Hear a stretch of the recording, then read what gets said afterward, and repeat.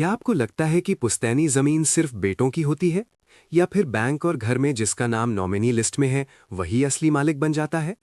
अगर आप ऐसा सोचते हैं तो आप एक बहुत बड़ी लीगल मुसीबत में फंस सकते हैं। मैं हूं आपका लीगल दोस्त फ्रॉम पॉलीलॉ एआई एकेडमी से, और आज की ये स्टोरी आपकी आंखें खोल देगी। ये कहानी है ओम जी की, जिनके गुजरने के बाद उनके बेटों ने पुश्तैनी मकान पर कब्जा कर लिया और बैंक बैलेंस ये कहकर हड़प लिया कि मैं नॉमिनी हूं। जब उनकी शादीशुदा बहन ने अपना हिस्सा मांगा तो भाइयों ने कहा, लड़कियों का पुश्तैनी जमीन में कोई हक नहीं होता और नॉमिनी तो मैं हूं ही। लेकिन कानून ने उनका ये घमंड एक पल में तोड़ दिया। सबसे पहले सुप्रीम कोर्ट ने विनीता शर्मा वर्सेस राकेश शर्मा 2020 केस में साफ कर दिया है कि बेटी चाहे शादीशुदा हो या ना हो, उसका अपने पिता की पुश्तैनी प्रॉपर्टी पर बेटों के बराबर को पार्टनर यानी जन्म से अधिकार है। रही बात नॉमिनी की, तो शक्ति यजदानी केस के मुताबिक नॉमिनी सिर्फ एक ट्रस्टी होता है, मालिक नहीं।